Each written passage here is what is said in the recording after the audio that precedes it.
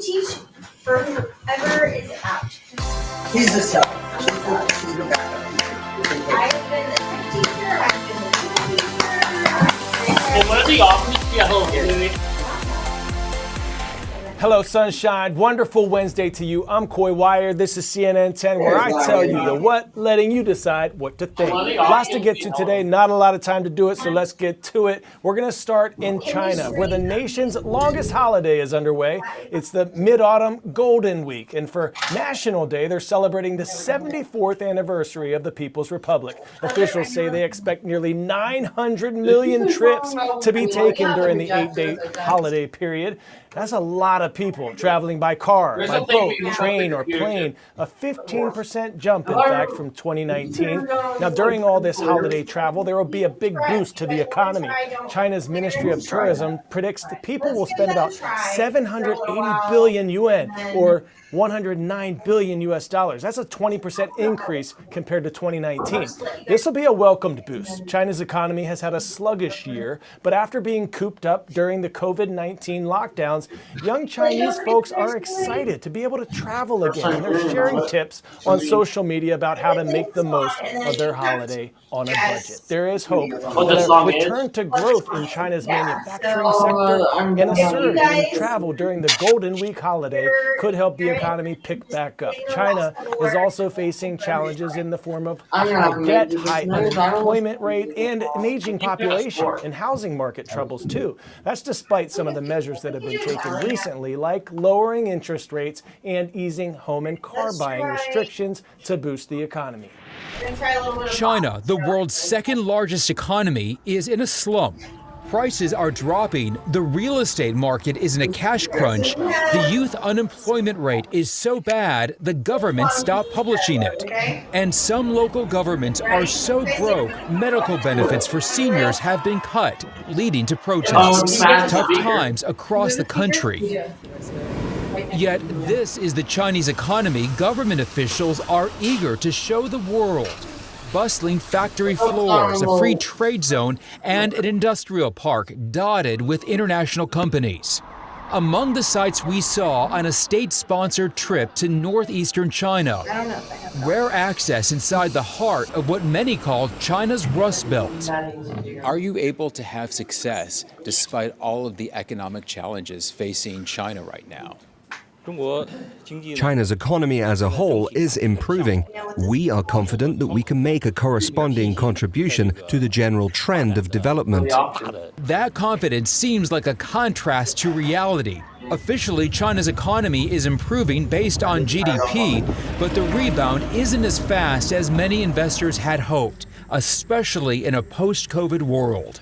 The Chinese government is certainly looking to foreign investment to help jumpstart its economy, but it's also focusing on factories like this one.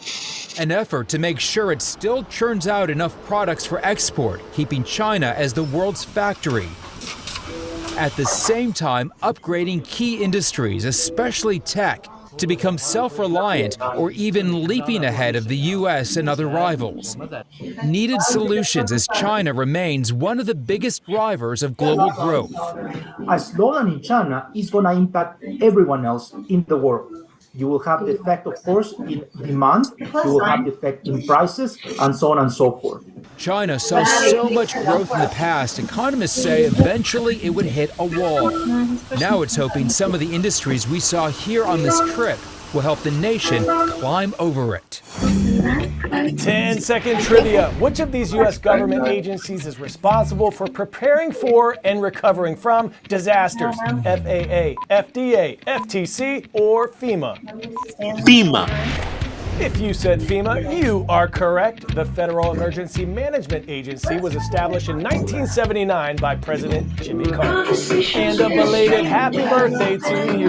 Mr. Carter turned 99 years old 3 days ago. All right, today at 2:20 p.m. Eastern Time, don't be alarmed if you hear an alarm coming from your phone here in the U.S. that sounds a little like, meh, or something like that. FEMA will be conducting a scheduled test of the wireless emergency alert system. So if you're not supposed to have your phone in class, you better leave it in your locker during that time, because those devices are all scheduled to go off at 2:20 Eastern. Federal law requires the systems to be tested once every 3 years to help ensure that they'll be able to effectively warn the public about big emergencies. All radios and TVs will also be tested. Today's test will be the 7th such nationwide drill, but only the 2nd time it includes all cell devices.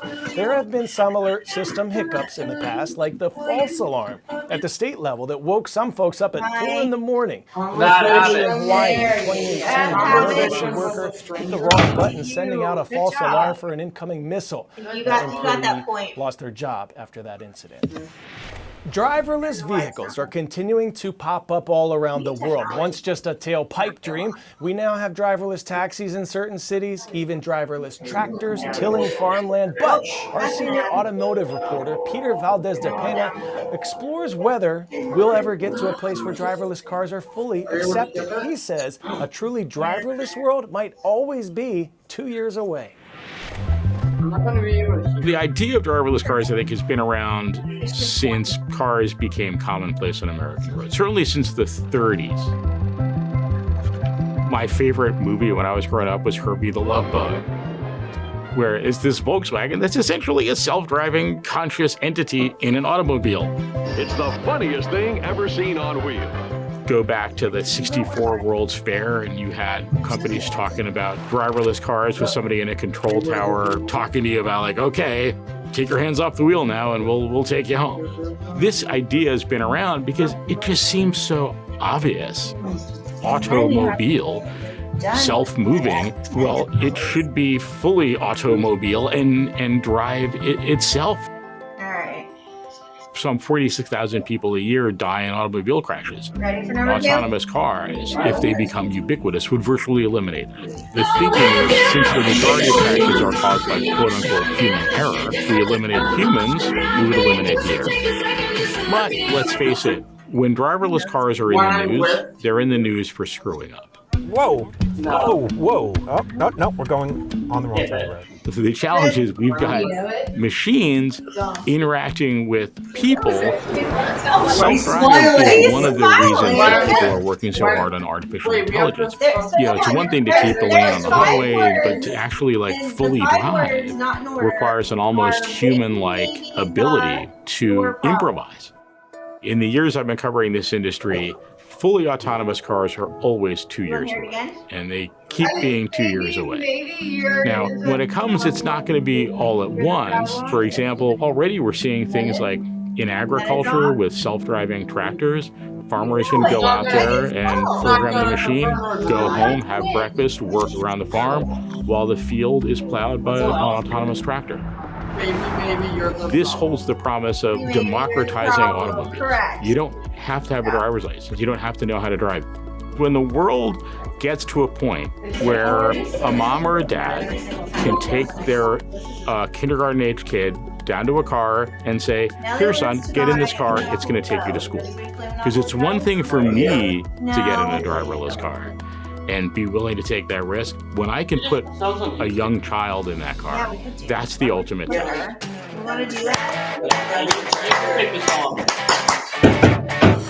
A new Guinness World Record gets today's 10 out of 10 at an event that could have been an omnishambles, as 219 dogs gathered in Los Angeles, California for an advanced screening of Paw Patrol, the mighty movie. But it was totally pawsome. The well-organized event set the world record for most dogs attending a film screening. The fur babies wagged their stuff on a red carpet, posed for the paparazzi. They had to be at least 1 year old and sit, good doggy, for at least 10 minutes of the movie in order for it to count. Now, of all the world records I've heard, I feel like this one is fairly attainable. Could we break this world record? Could your school get together and get 220 dogs to sit and watch a movie for 10 minutes? If so, let us know. I wonder if an episode of CNN 10 would count. I'd bring the doggy treats for that. Congrats to our hashtag Your Word Wednesday winners. The Jaguars in Miss Cantwell's class at Jackson Middle for submitting the noun omnishambles, a bad situation caused by a series of mistakes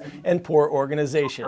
Well done. Our school shout out today goes to Canton South High School in Canton, Ohio. Rise up. Halfway through the week, shine bright, everyone, and go out and make someone smile today. I'm Coy Wire, and we are CNN. Was that the song or? That was your song. Who sings it?